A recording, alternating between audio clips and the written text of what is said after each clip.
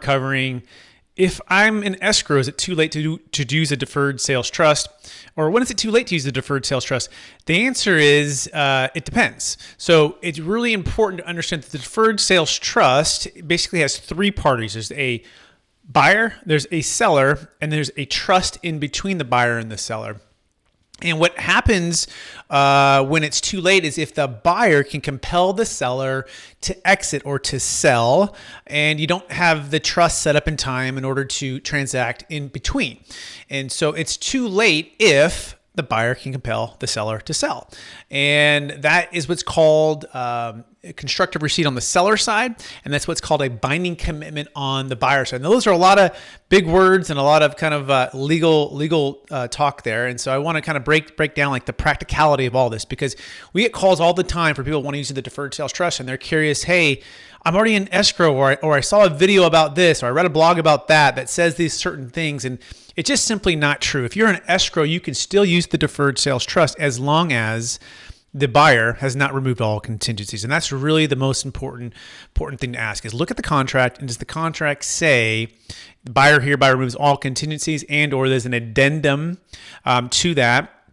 Now, the practicality of this is we do want to set up the deferred sales trust prior to the close of escrow and prior to removing all contingencies, which means you're going to want to get with us early, and you want to pre-plan the exit and set up the trust, ideally even before you open escrow, so that you have plenty of time to vet the strategy. Plenty of time to vet who we are, plenty of time to see if the deferred sales trust can be a perfect fit for you. But if you do find yourself in a situation where you're already under contract and the buyer is in their due diligence period and they're in the process of removing some contingencies, then yes, this is very important that this become an urgent thing for you to get the trust set up, and in an addendum have option language to use the deferred sales trust. Now, that applies to 99% of our transactions, which are product types that would be, so business sales or a primary home sale or cryptocurrency or a stock sale, and or NFTs. That would be, we need to do that because we don't have what's called a 1031 option. Now, if you find yourself in the fortunate situation where you are in an investment real estate seller and you do qualify for a 1031 exchange, right? 1031 exchanges qualify for investment real estate properties, or investment real estate properties qualify for a 1031 exchange. So you can find you have an additional time period. It's like overtime in a football game, right? All of a sudden, oh my gosh, I got another chance to use the deferred sales trust.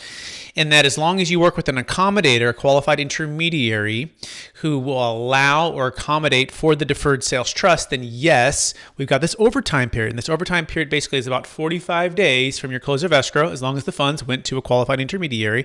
Very important, right? If they go to your personal account, it's taxable. So you want to make sure that you're working with a qualified intermediary that will allow that tax deferral using a deferred sales trust.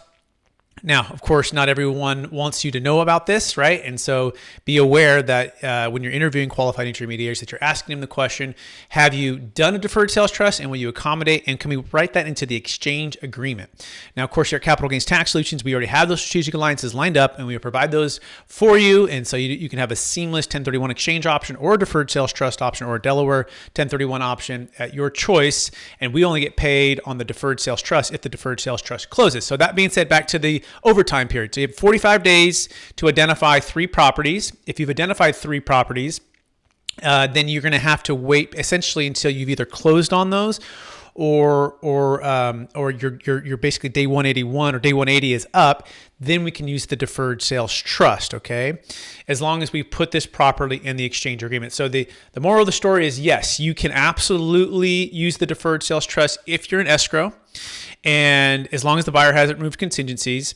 But the moral of the story is essentially get with us early, pre-plan, and don't catch the buyer off guard. Don't want to catch escrow off guard, or M&A advisor, or your commercial real estate broker. You don't want to catch them off guard. Again, if you have a primary home, you don't even qualify for a 1031 or crypto or a business sale.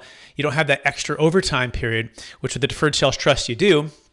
Now, the last part of this is if you wanted to close on the deferred sales trust in the overtime period, day 46 is essentially when you would do that. However, you'd have to forego identifying any properties. So identification of properties, typically on a 1031, you're identifying one, two, or three properties. And as long as you de-identify by the 45th day, we can move the funds into the deferred sales trust. So that's hopefully this helps you, right? To understand when it's too late, if it's too late for the deferred sales trust. Please go to capitalgainstaxsolutions.com to learn more about the deferred sales trust, to download the free ebook. Check out our new book that's coming out, Building a Tax Deferred Exit Strategy. And if we can help you at all, or help your clients use the deferred sales trust, we're happy to connect with you. Thanks so much for watching this video. Please rate, review, subscribe.